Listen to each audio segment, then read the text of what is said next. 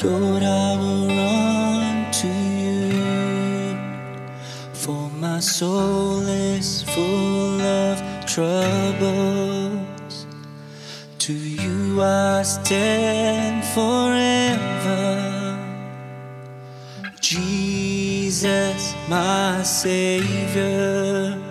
In my heart, in my soul, all I need is you.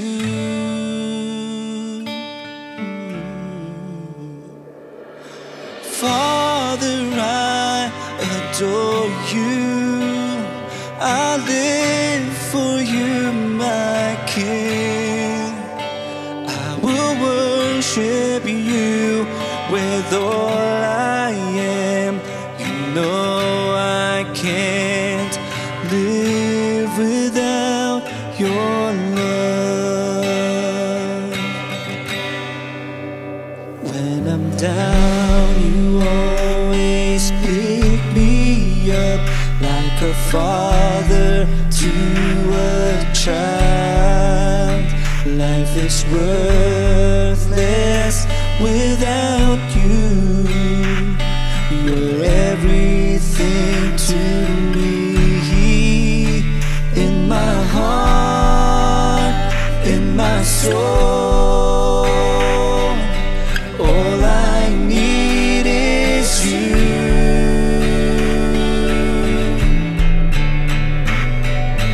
Father, I adore you. I live for you, my King. I will worship you with all I am. You know I can't live without you, my Father. I adore you. I live for you, my King. I will worship you with all I am. You know I can't live without your love.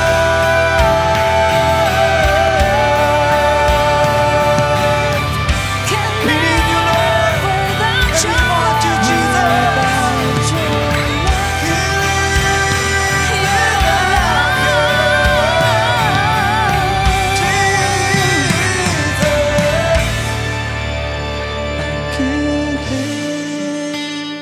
Without you, I can't live without you. I can't live without you. I can't live without you. I can't live without you. I can't live without you, Lord. I can't live without you. I can't live without you, Lord. Father, I adore you. I live for you, my King. I will worship you with all I am.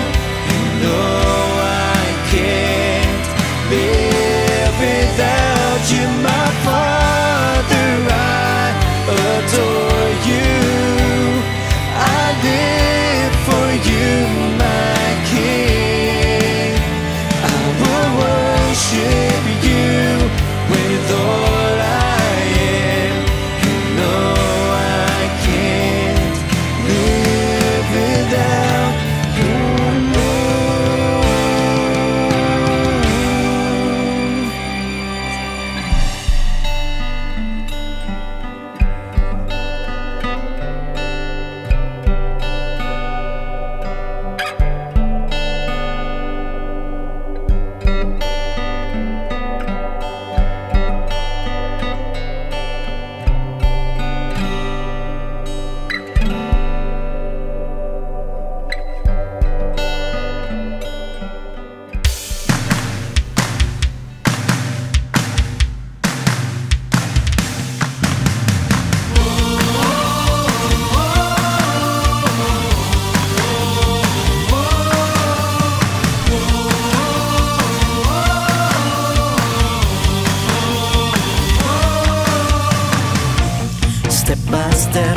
tried to claim.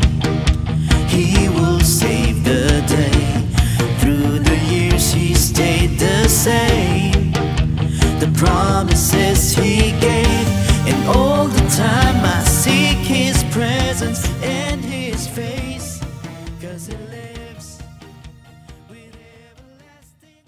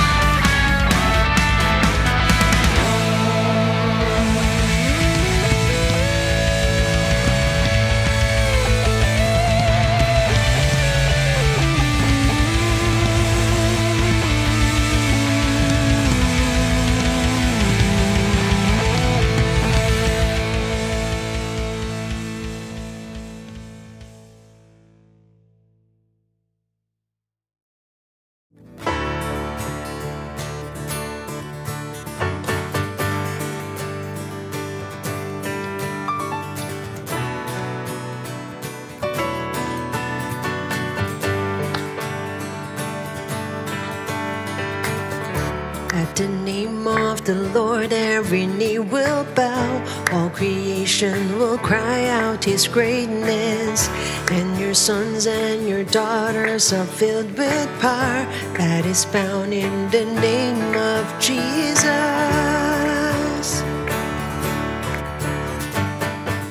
At the name of the Lord we are singing praise for the things that He has done for us.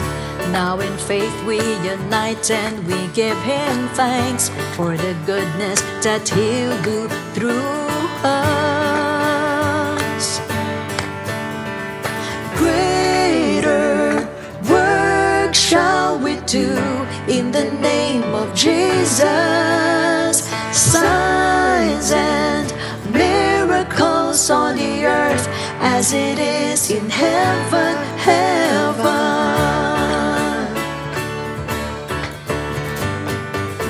At the name of the Lord we are singing praise for the things that He has done for us.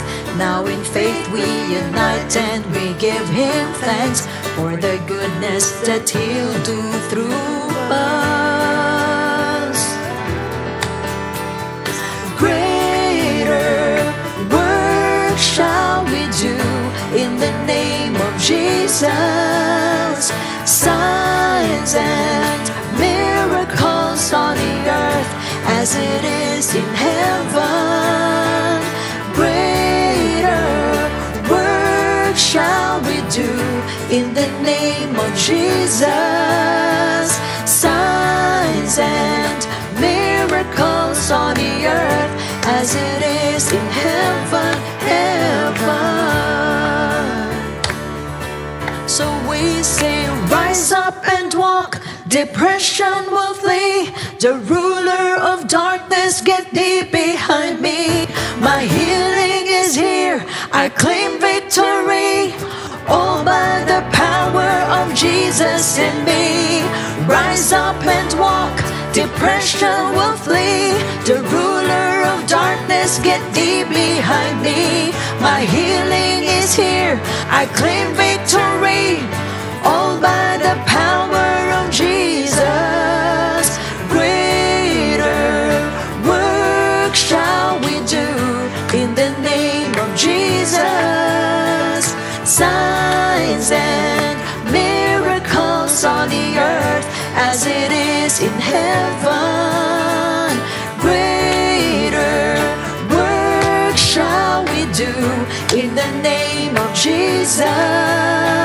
Signs and miracles on the earth as it is in heaven, heaven.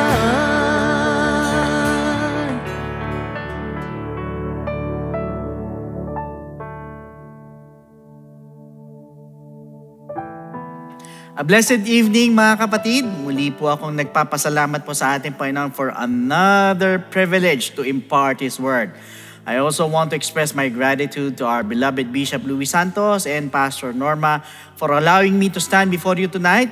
So bago po tayo magsimula, minsan pa tayo po muna humingi ng gabay sa ating Panginoon. Yuko natin ang ating pumangulo at tayo po'y manalangin. Lord, we thank you so much, Panginoon, for this wonderful privilege na minsan pa makapag-aral ng mga salita mo. Patuloy kami, Panginoon, na humingi sa iyo ng awat habag. Samahan mo kami, gabayan mo kami sa pag-aaral ng mga salita mo at hayaan mo, Panginoon, yung wisdom, yung knowledge, understanding, Panginoon, na ibigay mo po sa amin. At gayon din, Panginoon, na spirit of conviction mo, Panginoon, O God, ay ilagay mo sa aming mga puso't isipan na lahat na aming mapapakinggan, Panginoon, O God, ay maipamuhay po namin, Panginoon. Ilayo mo kami sa error at dalayan ko yung mga kapatid namin galing sa trabaho at malalayong lugar, ay hayaan mo makauwi na maayos sa kanilang tahanan na sa iyo umabit po sa aming pag-aaral. Gayon din, Panginoon, yan mo yung abang lingkod, alam mo wala akong magagawa kung wala ka, Panginoon. Samahan mo kami ng Holy Spirit mo magmula sa umpisa hanggang sa matapos. And all the things we ask in Jesus' name, Amen. So praise God. Last week, we have talked about regarding the aid of legislation. Under pa rin po yan kay Tamar, in which we learn how God often turns personal pain into shared wisdom. So teaching justice through the lives of those who suffer injustice. And yung pong kahalagahan po ng pag-e-ensure ng fairness, ng transparency, at gayon din po ng integrity. However, tonight, bilang pagpapatuloy, let's talk more about Tamar as we are going to study about more laws codified from her experience. Brothers and sisters, yung pong pagkakasama po kay Tamar, the poor, powerless, Canaanite widow, sa genealogy po ni Jesus Christ sa Matthew chapter 1 verse 3, ay hindi po isang aksidente o isa pong mantsa sa kasaysayan po ng kaligtasan. Kung hindi, ito po'y isang righteous consideration ng isang mahabaging Diyos na nakakakita po ng mga oppressed. Naririnig po yung mga iyak ng mga powerless and vindicating the unjustly condemned. Yung pong kaso po ni Tamar na minsan trinatong isang skandal ay naging pundasyon po para sa mga batas po ng Diyos sa Israel. Ang sagisag ng kanyang katarungan kay Kristo at ang patunay ng kanyang habag para po sa iglesia. Yung pong kanyang presensya sa Messianic line ay nagpapakita po na yung pong covenant po ng Diyos ay hindi po ginawa sa human perfection. Kung hindi ito po ay ginawa in His mercy and justice. Kaya po, yung pong verdict po ni Judah that she is more righteous than I, ang sabi niya, ay isa lamang pong panimula as God Himself confirmed Tamar's righteousness by codifying her sufferings from her experience into laws. At ano-ano po yan? Pag-aralan po natin isa-isa. First, no one is above the law, even leaders. Brothers and sisters, remember ito po si Judah, a patriarch, condemned Tamar without accountability sa Genesis chapter 38 verse 24. At ang sabi sa Deuteronomy chapter 17 verses 18 to 20 naman, also it shall be, when he sits on the throne of his kingdom, that he shall write for himself a copy of this law in a book, from the one before the priests, the Levites, and it shall be with him and he shall read it all the days of his life, that he may learn to fear the Lord his God and be careful to observe all the words of this law and these statutes. Verse 20, that his heart, yung kanyang puso, may not be lifted above his brethren, that he may not turn aside from the commandment to the right hand or to the left, and that he may prolong his days in his kingdom, he and his children in the midst of Israel. So ibig sabihin, kahit po ang mga hari po ay kailangan sundin din po ang batas ng Diyos and not act arrogantly. But the problem is, ang iba po sa kanila act arrogantly. Kasi nga po hari, they can do whatever they want. Pero ang sabi po sa Numbers chapter 15 verses 30 to 31, but the person who does anything presumptuously, whether he is native born or a stranger, that one brings reproach on the Lord, and he shall be cut off from among his people. Ulitin ko, puputulin daw po siya from among his people. Why? Because he has despised the word of the Lord and has broken his commandment. That person shall be completely cut off. His guilt shall be upon him. That means anybody, anyone, a leader or a commoner who sins defiantly is guilty. Ibig sabihin, there is no exemption to the rule. Meaning, kahit sino pa siya, ay kailangan mo sumunod mo sa batas mo ng Diyos. Otherwise, you will be guilty of sin kasi po, dinify mo ang utos. At ang mabigat po dyan, meron pong penalty for unjust judgment.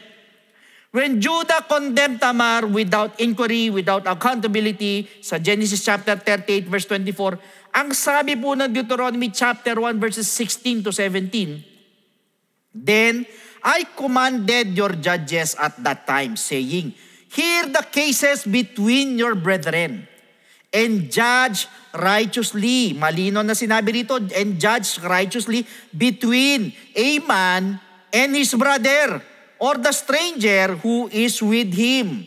Now verse 17, you shall not show partiality in judgment. You shall hear the small as well as the great. Papakinggan mo yung maliliit, ganyan din yung mga dakila. You shall not be afraid in any man's presence, for the judgment is God's. The case that is too hard for you, bring to me, and I will hear it. So ibig sabihin, ang judges po must hear the cases between your brothers and judge righteously. Malinaw po na sinabi ng talata eh. So meaning, pakinggan muna kung ano po yung totoong kwento. And remember, there are always two sides of the coin. Pagdating po sa two conflicting parties. Kaya in order to judge properly, both parties should be heard accordingly. At hindi lang po yan. Ang sabi po sa Deuteronomy chapter 25 verses 1 and 2, if there is a dispute between man, pag meron pong pagtatalo sa mga tao, and they come to court, pumunta sila sa korte, that the judges may judge them, and they justify the righteous and condemn the wicked, then it shall be, if the wicked man deserves to be beaten, that the judge will cause him to lie down and be beaten in his presence according to his guilt with a certain number of blows. Ang mga cases po must be judged fairly before punishment. Kaya po, bago po magpataw ng parusa, siguraduhin po na tama po ang judgment. Kaya yung pong kwento po ni Tamar ay nagpapakita po sa atin that leaders are not exempted from judgment. Second, prohibition against partiality in justice. Kung mapupuna po ninyo, Judah protected Shelah, pero kinondem niya po si Tamar. Pero ang sabi ng Deuteronomy 16:19, you shall not pervert justice. Huwag mo daw babaluktutin ang katarungan. You shall not show partiality. Huwag ka daw magtatangi ng tao. Nor take a bribe, for a bribe blinds the eyes of the wise and twists the words of the righteous. Huwag daw tatanggap ng suhol dahil ito daw po'y bumubulag sa matatalino at nagpapahamak sa mga taong matuwid. Unfortunately, Judas showed partiality without investigating properly. Yun ang problema. Na nangyayari din po sa panahon natin. Once nakikilingan po ang mali sa pag-aakalang yun ang tama, but in reality, yun pala yung mali. Kaya at the end of the day, ang nagsasuffer ay yung pong totoong tama. In which Tamar exposed favoritism, laws later outlawed it. Ibig sabihin, ibinunyag po ni Tamar ang pagkakaroon po ng kinikilingan na kinalaunan ay ipinagbawal ng mga batas. Now, punta po tayo sa pangatlo. Yung pong sanctity of life and protection from wrongful execution. Ano po ibig sabihin?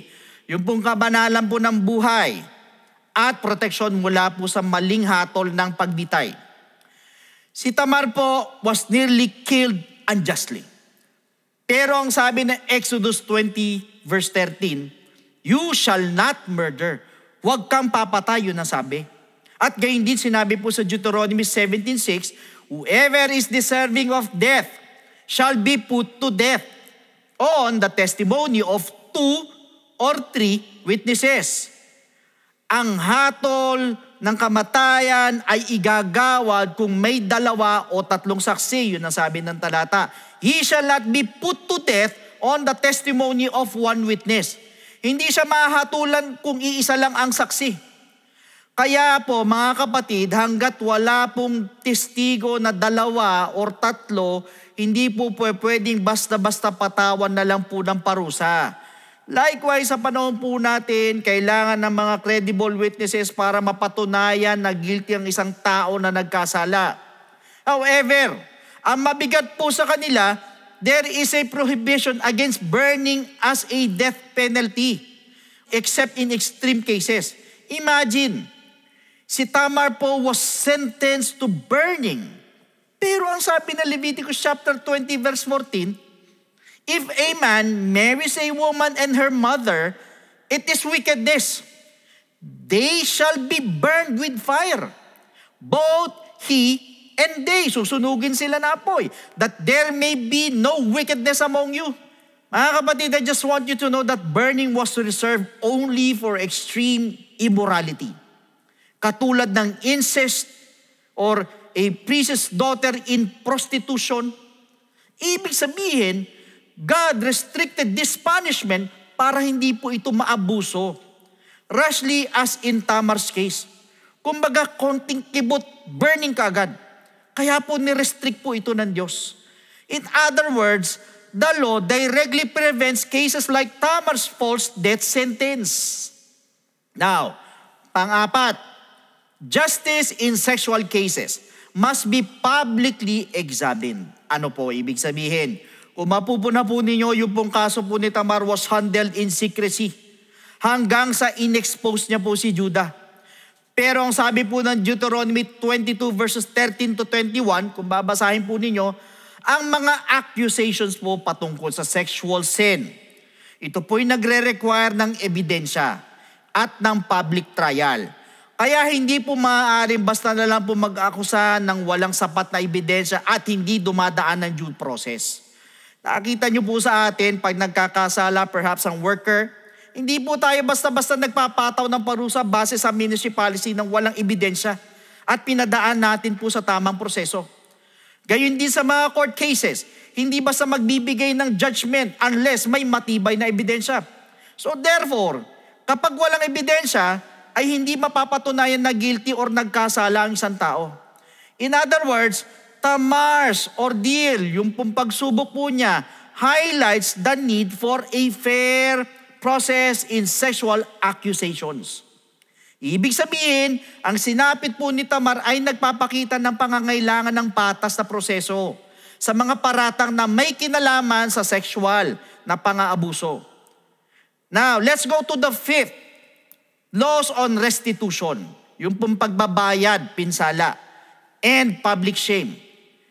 Mga kapatid, sinubukan pong hiyain ni Judas si Tamar, in which, unfortunately, ay nag-backfire po sa kanya. as he was exposed himself. Sa paano pong paraan? Ang sabi po sa Deuteronomy chapter 25 verses 7 to 10, but if the man does not want to take his brother's wife, then let his brother's wife go up to the gate to the elders and say, pag ayaw pumayag nung kapatid, nung namatay na asawa nung babae, itong babae or yung asawa ay pupunta sa gate, kakausapin yung mga elders. Ang sasabihin niya, my husband's brother refuses to raise up a name to his brother in Israel. He will not perform the duty of my husband's brother. Ayaw niyang gawin yung katungkulan ng yumaang kong asawa. Then the elders of his city shall call him and speak to him. Kakausapin siya ng mga elders ng syudad. Papatawag siya. But if he stands firm and says, nagmatigas siya, at sinabi niya, I do not want to take her.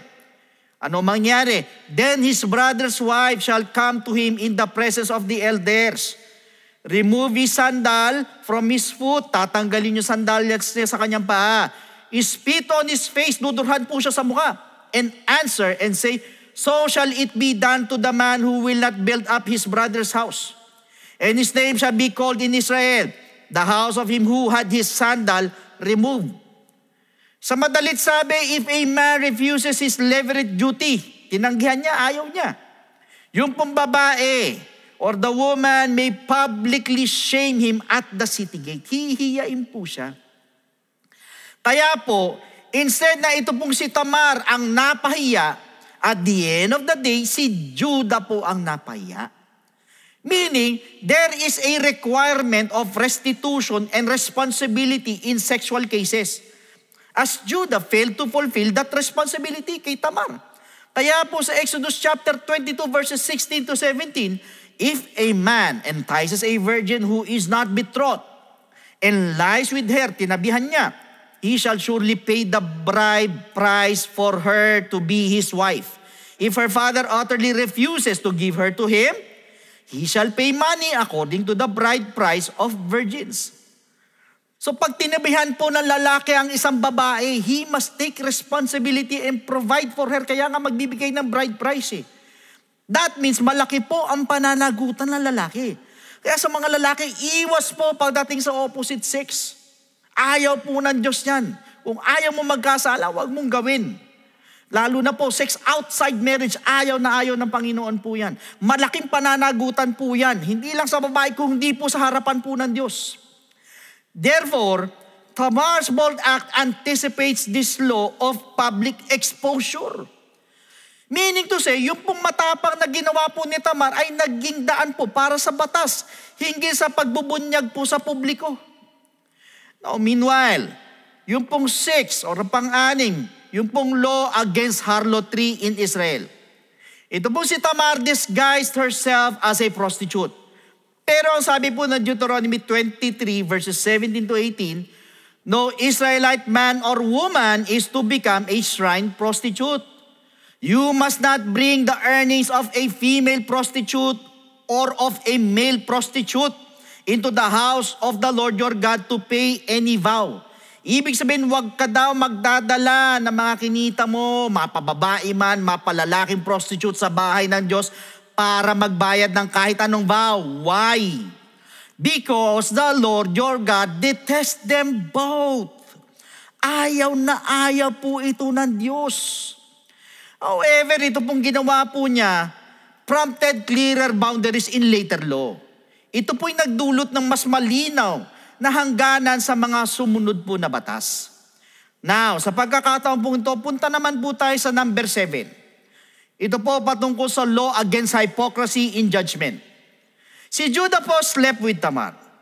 Pagkatapos ay kinondem siya for immorality. But in Leviticus chapter 19 verse 15, do not pervert justice. Do not show partiality to the poor or favoritism to the great, but judge your neighbor fairly. Malinaw po na sinabi ng Bible na not to pervert justice or huwag babaluktutin ng katarungan at huwag magpapakita ng partiality sa mga mahihirap at favoritism sa mga takila. Ibig sabihin, dapat lahat ay pantay-pantay, mayaman, mahirap, marunong, hindi. Lahat po yan dapat tratuhin ng patas. At dapat patas ang judgment. Kaya po, it was codified that hypocrisy in judgment is sin. Kaya po ito naisama. Now, meanwhile, pang-8, care for childless widows. Remember, si Tamar po was left childless and vulnerable. Pero sabi po ng Deuteronomy 25 verses 5 to 6, if brothers dwell together, and one of them dies and has no son, pag magkapatid, magkasama sila, ang isa namatay at walang anak, the widow of the dead man shall not be married to a stranger outside the family. Hindi siya po pwede mag-asawa ng stranger na labas sa pamilya. Her husband's brother shall go into her. Take her as his wife, yung kapatid na magiging asawa, and perform the duty of a husband's brother to her. And it shall be that the firstborn son which he bears will succeed to the name of his dead brother. Yung pong firstborn ang magsasucceed doon sa yumaong asawa, sa kapatid. That his name may not be blotted out of Israel. Mga kapatid, ang levirate marriage po ay sinisigurado po na ang mga balo po or widows bear children to carry the family name para may pagpatuloy po yung lineage ng family, yung pangalan. Sa madalit sabi, there is a command to care for the fatherless and widows in harvest laws. However, si Tamar po was left destitute with no children. Pero ang sabi ng Deuteronomy 24 verses 19 to 21, when you reap your harvest in your field and forget a sheaf in the field, you shall not go back to get it. Hindi ka na babalik pag may nakalimutan kang sheaf doon sa field.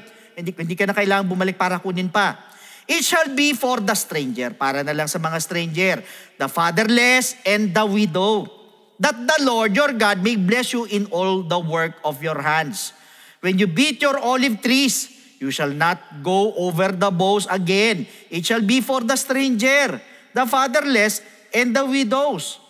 When you gather the grapes of your vineyard, you shall not glean it afterward. It shall be for the stranger, the fatherless, and the widow. Sa madalit sabi, ang fields, olives, grapes must be left as portions for widows, for orphans, and foreigners. So meron pong inaalat po sa kanila dahil yan po ay nakasulat sa batas or kasama po sa batas. Apparently, Tamar's suffering directly shaped this. Ibig sabihin sa kabila ng mga hardships po ni Tamar, nagkaroon po ng mga batas para sa patas na pagtingin sa mga katulad po niya. Now, 9, do not covet or exploit. Ito po si Onan used Tamar for pleasure, but refused covenant duty sa Genesis chapter 38 verses 9 to 10. Pero ang sabi na Exodus chapter 20 verse 17, you shall not covet, malinaw sinabi rito, your neighbor's house. You shall not covet your neighbor's wife, nor his male servant, nor his female servant, nor his ox, nor his donkey, nor anything that is your neighbor's. Huwag daw iko-covet. Ibig sabihin, it extends to desire yung pong kagustuhan lang without fulfilling just obligations.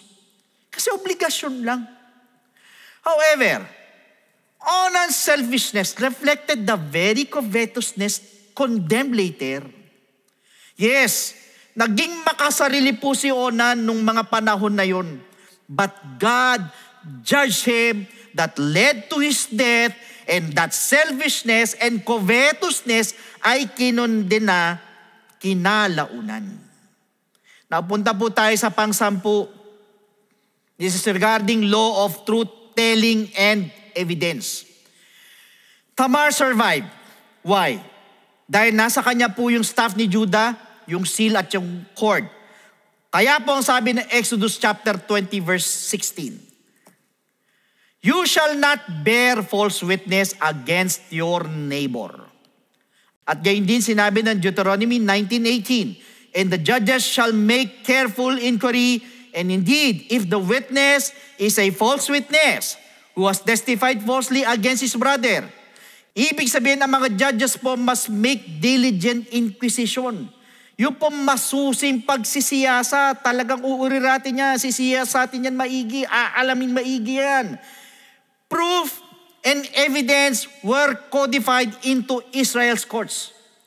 Kaya po naisama po ito sa kanilang batas. Bago humatol, pag-aralan maigi at meron dapat ebidensya.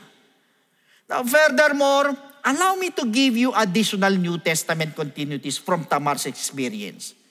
Una-una, ito pong truth exposes hypocrisy. Sa experience po ni Tamar, kinondena siya ni Judah, but was guilty himself until the evidence exposed him sa Genesis 38 verses 25 to 26. Kaya, kung titignan po natin sa New Testament, ang principle na ito, tinatanggalan po ng maskara constantly ni Jesus Christ yung pong hypocrisy ng mga religious leaders na nagpapakita po ng sa Luke chapter 12 verses 2 to 3, basahin po natin. There is nothing concealed that will not be disclosed, or hidden that will not be made known. What you have said in the dark will be heard in the daylight, and what you have whispered in the ear, in the inner rooms, will be proclaimed from the roofs. Ibig sabihin, wala pong nakatago na hindi po maibubunyag. Lahat po yan lulutang, lahat yan lalabas, lahat yan sisingaw at sisingaw. Kahit gaano pa katinding pagtatago at paglilihim na gawin mo, darating at darating ang panahon, yan po'y mahahayag sa liwanag. Katulad po na kinahaharap po ng problema ng bansa po natin sa korupsyon. Whether they like it or not, lalabas at lalabas ang katotohanan. At ang sabi po sa Matthew chapter 23 verse 27, Woe to you, scribes and Pharisees, hypocrites! For you are like whitewashed tombs, which indeed appear beautiful outwardly, but inside are full of dead men's bones and all uncleanness. Para daw po mga nicho na maganda po sa labas, napakaganda sa labas, pero yung nasa loob, bulok na bulok. Meaning, whitewashed tombs exposed for corruption. Ibig sabihin, ang hypocrisy was exposed by the powerless. Pero sa Matthew chapter 21 verse 31, which of the two did the will of his father? Sino ang gumawa ng kalooban ng Ama? They said to him, the first, yung daw una, sabi nila. Jesus said to them, sabi na ating Panginoon, assuredly, I say to you, that tax collectors and harlots enter the kingdom of God before you. So dito po pinapakita po nitong talatang ito na ang mga tax collectors at mga prostitutes expose parasaic self-righteousness. And even in Revelation chapter 3 verse 17, nasabi dito, because you say, I am rich, have become wealthy, and have need of nothing, and do not know that you are wretched, miserable, poor, blind, and naked. Yung po mga churches, thinking they are rich, are exposed as poor and naked. Ano po ibig sabihin? God uses the weak to expose false righteousness.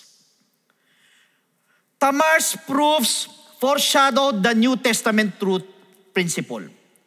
Hypocrisy cannot stand against God's light. Ibig sabihin, ang pagkukunwari ay hindi po makakatagal laban sa liwanag ng Diyos. Hindi po uubra. Now, pangalawa, God defends the outsider. Sa experience po ni Tamar, na isang Canaanite outsider was vindicated at naisama po in the Messiah's line sa Matthew chapter 1 verse 3, in which yung pong New Testament fulfillment is found sa Matthew chapter 21 verse 31. Imagine, ang mga tax collectors, prostitutes, enter the kingdom of God before the self-righteous. Nakapasok po sila sa kaharian ng Diyos. Pati sila welcome pala. Kaya po sa Acts chapter 10 verses 34 to 35, then Peter opened his mouth and said, "In truth, I perceive that God shows no partiality," sabi ni Peter, "but in every nation sa bawat bansa, whoever fears Him," ang sino man natatakot sa Kanya, "and works righteousness is accepted by Him." Meaning, God accepts people from every nation. Ibig sabihin, there is inheritance now for outsiders. Katulad ni Perez, son of the unloved outsider, who became heir. Na ang fulfillment sa New Testament, ang sabi sa Romans chapter 8 verse 17, "And if children, then heirs, heirs of God, and joint heirs with Christ, if indeed we suffer with Him, that we may also be glorified together." I just want you to know that we are heirs with Christ. Tayo po ay tagapagmana ni Kristo. And to support this claim, ang sabi sa Ephesians chapter 3 verse 6, that the Gentiles should be fellow heirs of the same body and partakers of His promise in Christ through the gospel. Mga kapatid, Tamars Perez, yung anak niya, prefigures Gentiles inheriting in Christ. Ano po ibig sabihin? Si Perez po na anak po ni Tamar ay naglalarawan na makakatanggap din ng mana kay Kristo ang mga hintil. Therefore, Tamar's inclusion anticipates the New Testament's inclusion of Gentiles and marginalized people. Yung pang pagkakasama po kay Tamar ay hudyat po ng pagkakasama ng mga hintil at mga nasa laylayan sa bagong tipan. Now, punta po tayo sa pangatlo. God holds covenant people more accountable. Mga kapatid, yung pong experience ni Tamar, si Er at si Onan, the covenant sons, were struck down while si Tamar, na isang outsider, was spared. Pero pagdating sa New Testament fulfillment, ang sabi sa Luke chapter 12, verses 47 to 48, "And that servant who knew his master's will, and did not prepare himself or do according to his will, shall be beaten with many stripes. But he who did not know," yung di alam, "yet committed things deserving of stripes, shall be beaten with few. For everyone to whom much is given, from him much will be required. And to whom much has been committed, of him they will ask the more." And also sa Hebrews chapter 10 verse 29. "Of how much worse punishment do you suppose? Will he be thought worthy who has trampled the Son of God underfoot, counted the blood of the covenant by which he was sanctified a common thing, and insulted the Spirit of grace?" Ibig sabihin, mas mabigat po ang punishment for those who trample underfoot the covenant. Yung mga inatasan, yung mga covenant people, matindi po ang pananagutan. Yun po ang sinasabi ng Panginoon. Pabigat po ang kaparusahan, lalo na sa mga nasa posisyon. Yan po ang totoo. Kaya po pinag-iingat po tayong lahat ng ating pong Panginoon. Bawat aksyon, bawat desisyon po natin pagdating po sa mga ganitong klaseng usapin. Huwag pong padalos-dalos ng desisyon at kilos. In other words, covenant privilege equals greater responsibility. Now, pangatlo, the last becomes the first. Sa karanasan po ni Tamar, yung pong kamay po ni Zerah with a scarlet thread appeared first, yung pong unang lumabas. Pero ito po si Perez broke through and claimed firstborn rights. Ano po ibig sabihin? Pagdating sa New Testament, ang sabi sa Matthew chapter 20 verse 16, "So the last will be first and the first last." Ang nahuhuli ay mauuna. Kaya ang sabi sa 1 Corinthians chapter 1 verses 27 to 29, "But God has chosen the foolish things of the world to put to shame the wise. And God has chosen the weak things of the world to put to shame the things which are mighty. And the base things of the world and the things which are despised, God has chosen. And the things which are not, to bring to nothing the things that are, that no flesh should glory in His presence. Meaning, God chose the weak and despised para wala pong magmamalaki. Para hiyain po yung mga marurunong, yung mga malalakas. Ang pinili ng Diyos yung mga mahihina. Ibig sabihin, there is a breakthrough as kingdom pattern. In what way? Perez broke through against expectations. Hindi po ibig sabihin na unang lumabas yung kamay ni Zerah ay siya na po ang nauna. Kaya po sa Acts chapter 2, the Pentecost broke through cultural barriers. Yung mga Jews, yung mga Gentiles, united. Ibig sabihin, dun po sa Pentecost, nabuwag po yung mga hadlang sa kultura at nagkaisa po ang mga Hudyo at ang mga Hentil. Meaning, it is the kingdom reversal na tinuturo po ni Jesus Christ. As Perez becomes a type of Christ's breakthrough and the church's birth. Pangapat, vindication of the righteous misjudged. Kung titingnan po natin, mukhang guilty po si Tamar, but was vindicated by proof and Judas' confession. Pero ang sabi po ng 1 Peter chapter 2 verse 23, who, when he was reviled, did not revile in return. When he suffered, he did not threaten, but committed himself to him who judges righteously. So kung mapupuna po ninyo, si Jesus Christ po, who was reviled, he did not retaliate, but trusted God who judges justly.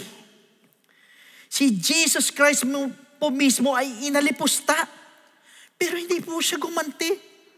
Ano po ginawa niya? Siya po ay nagtiwala sa Diyos na humuhusga ng patas. At yan po ang madalas mong tinuturo po sa atin na ating pong beloved bishop, na wag po tayong gaganti kung sakaling tayo nasaktan, sakaling tayo na argabyado. Ang problema po kasi sa panahon po natin, lalo na po, pag nakakanti po yung pride tsaka yung ego ng marami, madalas po talaga instead na pabayaan, magparaya na lang, ginagantihan din po ng hindi maganda, ng hindi mabuti. Yung nakagawa sa kanila na hindi maganda. Which should not be the case. Dahil kailanman hindi po yan ang tinuro sa atin. Kaya kung sakali man na meron po nakagawa sa atin na hindi maganda, ipaubaya po natin sa Diyos. Yung Diyos po na siya pong nag-judge justly or patas. Why? Ang sabi po sa 1 Corinthians chapter 4 verse 5, therefore, judge nothing before the time, until the Lord comes, who will both bring to light the hidden things of darkness and reveal the counsels of the hearts. Then, each one's praise will come from God. God will bring to light what is hidden and commend each. Ano po ibig sabihin? There is a vindication of the powerless. Nakita niyo po si Tamar? She looked guilty, but was vindicated by truth sa Genesis 38 verses 25 to 26. Kaya po, the New Testament fulfillment, ang sabi po sa Matthew chapter 5 verse 10, blessed are those who are persecuted for righteousness' sake, for theirs is the kingdom of heaven. At sa 1 Corinthians chapter 1 verses 27 to 29 din po, God chooses the weak to shame the strong. Ibig sabihin, ang pinanghawakan po ng New Testament that God vindicates those whom society misjudges.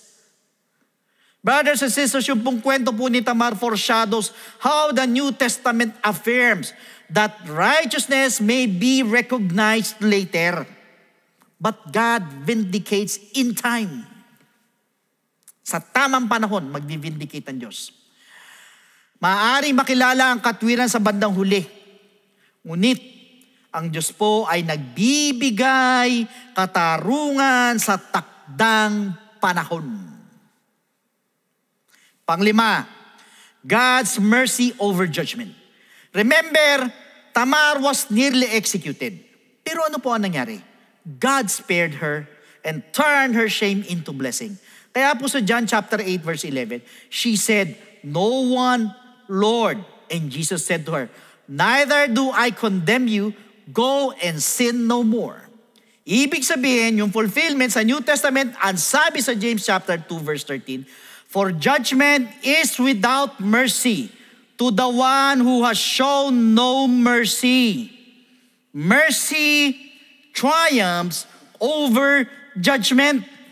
Ibig sabihin, sapagkat ang paghuhukom ay walang awa doon sa hindi nagpakita ng awa.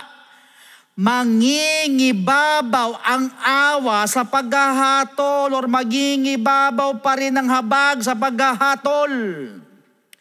That means there is no condemnation without mercy. Yet Judah condemned her to death without compassion. Pero ang sabi ng Matthew chapter 7 verses 1 and 2, "Judge not, that you be not judged. For with that judgment you judge, you will be judged. And with the measure you use, it will be measured back to you." Huwag daw manghuhusga upang hindi ka rin husgahan. Dahil kung ano daw ang pinanghusga mo, yun din ang gagamitin sa ng iba para ikaw ay husgahan. Kaya kung ano din ang ginamit mong panukat, yun din ang gagamitin sa iyong panukat. Kaya po ang sabi po sa John chapter 8 verse 7, "So when they continued asking him, he raised himself up and said to them, 'He who is without sin among you,'" ang sino mang walang kasalanan sa inyo, sabi ni Kristo, "let him throw a stone at her first."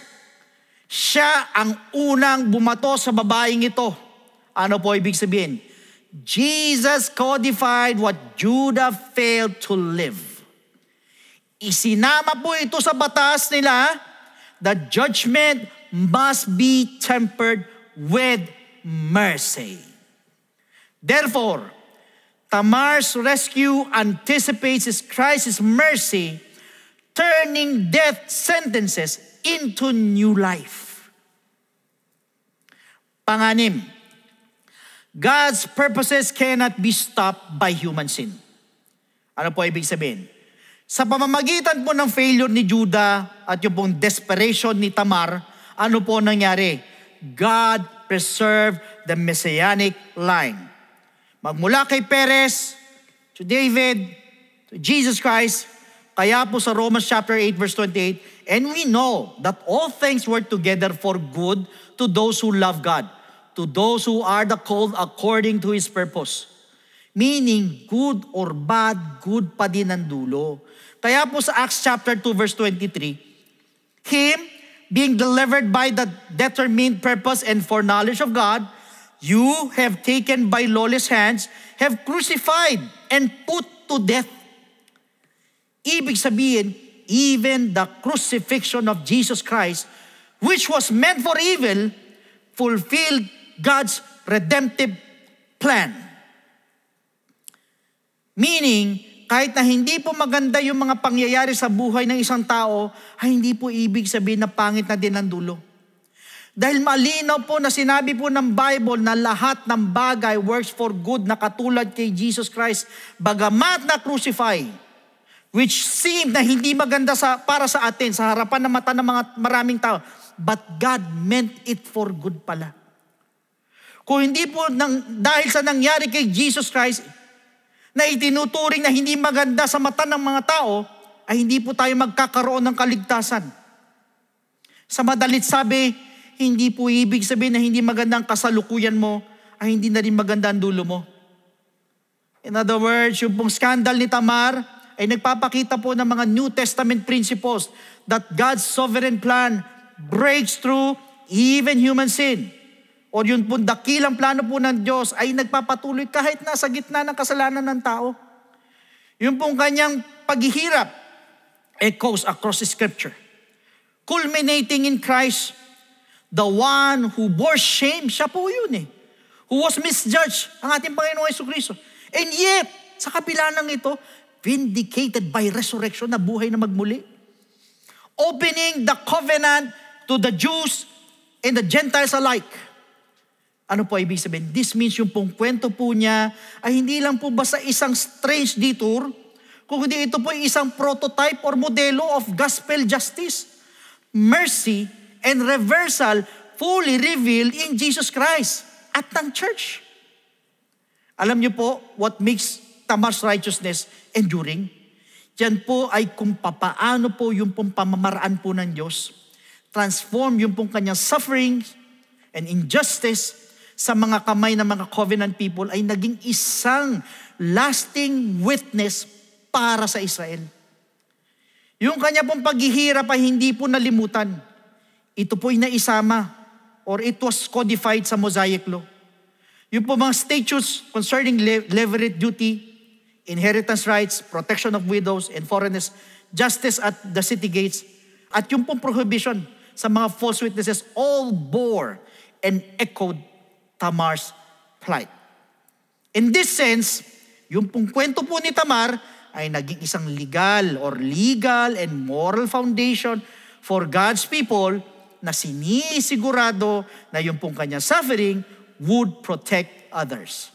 Therefore, yung pong karanasan po niya becomes a bridge. Na ano po? What began as a scandal was transformed into instruction. And what began as oppression was transfigured into righteousness recognized by God Himself. Ibig sabihin, ang nagsimula bilang isang iskandalo ay nabago bilang direksyon at ang pang-aapi ay naging kabanalan na kinilala mismo ng Diyos. In other words, ang kwento po ni Tamar ay nagpapaalala po sa ating pong lahat that no one is too poor, no one is too powerless, too unloved, no one is too scandalized to be redeemed by God's mercy. Yung pong kanyang pagkakasama is both justified and glorified sa plano ng kaligtasan. Sa madalit sabi, what the world despises, God remembers. What the covenant family rejects, God restores. And what human judgment condemns, God vindicates. And this is where our topic about Tamar ends. Dito po tayo magtatapos.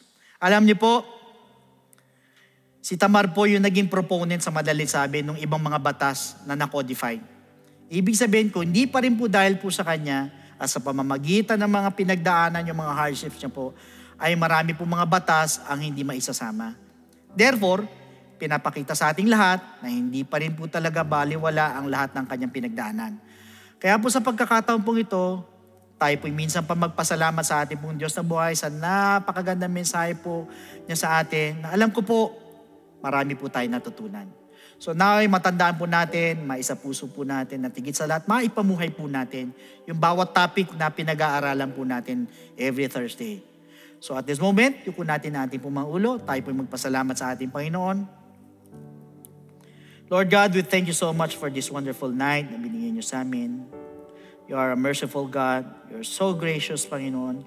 Kami po ay lubos na nagpapasalamat dahil ngayon po ay pinakita at pinaranas niyo po sa amin kung paano po niyo binago ang aming mga mapapait na nakaraan.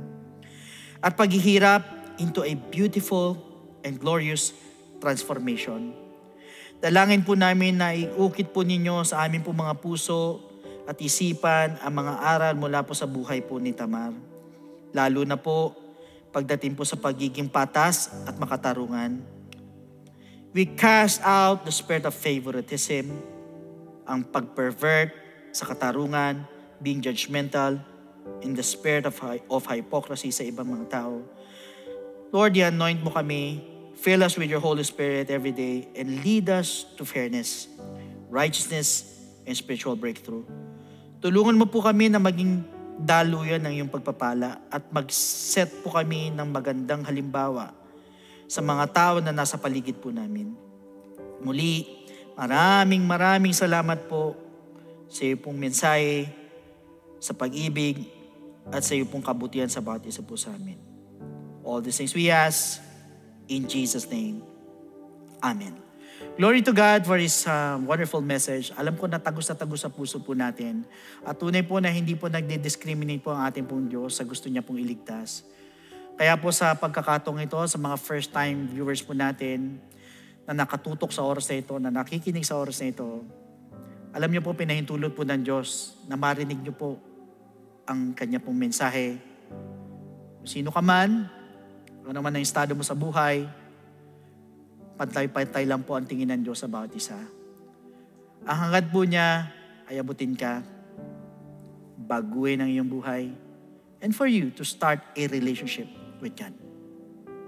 At ang unang hakbang po na iyong gagawin is to accept Jesus Christ as your Savior and believe in His gospel for you to be saved. Pag sinabi natin salvation in Ephesians chapter 2 verse 8, for by grace you have been saved through faith. Malinaw po na sinabi ng talata that we're saved by grace through faith. Kaya alam po ang tanong, saan po tayo mananampalataya at maniniwala? That is the question. It is found in 1 Corinthians chapter 15 verses 1 to 4. Moreover, brethren, I declare to you the gospel which I preach to you, which also you receive and in which you stand, by which also you are saved, if you hold fast that word which I preach to you, unless you believed in vain. For I delivered to you first of all that which I also received, that Christ died for our sins according to the Scriptures. So sa madalit sabi, meron pong basehan, and that is according to the Scriptures. And that He was buried, and that He rose again the third day, according to the Scriptures. So ang basis is according to the Scriptures. Sa madalit sabi, we need to believe in the gospel of Jesus Christ, yung pong death of Christ, yung burial of Jesus Christ, at yung po resurrection of Jesus Christ. Tatlo po yan na kailangan po natin sampalatayanan at paniwalaan. Kaya alam po ang tanong, is believing enough? Pag tayo po ba'y naniwala, nanampalataya sa death, burial, and resurrection, ay tapos na, wala na tayong gagawin, tutundok or hihinto na po tayo dun. Alam niyo po, ang sabi po sa 1 Peter chapter 4 verse 17, for the time has come for judgment to begin at the house of God. And if it begins with us first, what will be the end of those who do not obey the gospel of God? Ano daw ang katatapusan? Ano daw ang dulo doon sa hindi sumunod sa gospel ng ating Panginoon? So sa madalit sabi, the gospel of Christ must be obeyed. Pag tayo nanampalataya, tayo naniwala, kailangan lakipan po natin ng pagsunod. Hindi po tayo matatapos sa believing, hindi tayo matatapos sa pananampalataya, kundi kailangan sundin po natin yung gospel. Kaya lang po, how will you obey? It is found in the book of Acts chapter 2 verse 38. Then Peter said to them, repent and let every one of you be baptized in the name of Jesus Christ for the remission of sins, and you shall receive the gift of the Holy Spirit. Now, first is repentance. Tayo po'y magsisisi po ng ating po mga kasalanan. We're going to ask for forgiveness. We're going to confess our sins. At naniniwala po ko kung pakiramdam mo, marami ka nagawang kasalanan, hindi magaganda, mabibigat na kasalanan, but for as long as nandun po yung genuine repentance sa ating po mga puso, dahil yan po ang tinitingnan ng ating Panginoon, yung pong taos-puso na pagsisisi. Believe me, my friend, the Lord is willing and able to forgive your sins. Diyan din po papasok yung pong death to sin. So yan po yung unang step, we need to repent. Second, we need to be baptized in the name of Jesus Christ. So tayo naman po'y babautisman sa tubig, ilulubog po tayo sa tubig in the name of Jesus Christ po yan. So kung una, ang ating Panginoon ay namatay, tayo naman po'y magsisisi. So para bagang pinapatay naman po natin ating po mga kasalanan. So kasabay naman po ng kamatay ng ating Panginoon. Pangalawa naman, siya naman po'y inilibing, tayo naman po'y ililibing naman po natin ang ating po mga kasalanan. Kasabay naman po ng paglilibing kay Kristo through water baptism. At ang sabi po sa Romans chapter 6 verse 4, therefore, we were buried with Him through baptism into death, that just as Christ was raised from the dead by the glory of the Father, even so we also should walk in newness of life. Sa madalit sabi, we need to be baptized in the name of Jesus Christ. Why? Dahil para bagang inililibing po natin again ang ating po mga kasalanan together with the burial of Jesus Christ, and take note that water is the type of the blood of the Lamb that takes away the sins of the world. Hindi po ito paghuhugas ng dumi ng katawan, hindi ito po pagalis po ng ating po mga kasalanan. So yun po yung pangalawang step, we need to be baptized in the name of Jesus Christ. So the third step is we need to receive the gift of the Holy Spirit. Diyan naman po papasok ang ating transformation, yung ating pong regeneration, at si Kristo naman po, siya naman po ay nabuhay na magbuli after 3 days. Tayo naman po ay mababago na po. Nabanggit po yun sa Romans 8:11, gayon din po sa Titus chapter 3 verse 5. In fact, Once we receive the gift of the Holy Spirit, we're also receiving power. Power saan? Sa lahat po ng mga first-time viewers, aminin nyo man hindi, lahat tayo may kahinaan. Minsan pinipilit natin magbago, 1-2 buwan, pero mapupuna po ninyo sa susunod na panahon, bumabalik ka po sa dati. Bakit? Sarili lang po natin. But you know what? Once you receive the gift of the Holy Spirit, yan po yung sinasabing power. Power saan? Power to overcome all our weaknesses. At yan din po yung magpapaalala po sa atin para makasunod po sa kalooban po ng ating Panginoon. So take note, ito pong 3 bagay na ito, kailangan maganap po sa ating po mga buhay. First, we need to repent. And second, we need to be baptized in the name of Jesus Christ. And thirdly, we need to receive the gift of the Holy Spirit. And that is what we call the good news. And that is the gospel of Jesus Christ. So at this moment, sa lahat po ng gustong tumanggap sa ating Panginoon, pwede po ba na itaas po ninyo yung 2 kamay bilang tanda ng pagsuko? Yuko po ninyo yung mga ulo and please repeat after me with this prayer. Panginoong Jesus, lumalapit po ako sa iyo bilang isang makasalanan. Patawarin mo po ako sa lahat ng aking mga pagkakamali at pagkukulang. Sa oras na ito, tinatanggap po kita bilang sariling tagapagligtas at tinatanggap po kita bilang Diyos ng aking buhay. Naniniwala po ako na ikaw ay namatay, ikaw ay nilibing, at sa 3 araw ay nabuhay na magmuli. Tulungan mo po ako makapagsimula ng bagong buhay at idagdag mo po ako sa iyong kaharian. Maraming salamat po sa pangalan ni Jesus. Amen. Praise God mga kapatid, yan po yung first step. Para sa pangalawang step po, sa lahat na may interested po magpabaptize, andyan po yung mga telephone numbers po natin. Sa baba po na may screens po ninyo, pwede po kayong tumawag dyan para makapagpa-schedule po tayo ng water baptism. Or otherwise, you can directly message us sa ating mga FB page para mabigyan po namin kayo ng further instructions. So mga kapatid, thank you for joining our GBS tonight. So reminding everyone to strive to apply yung mga natututunan po natin, yung mga lessons na tinuturo po ng Lord sa atin, especially ngayong gabi po. So magkita-kita po tayo muli next week, same time, same channel, as we get to know a new Bible character. So once again, God bless every one of you, and to God be all the glory.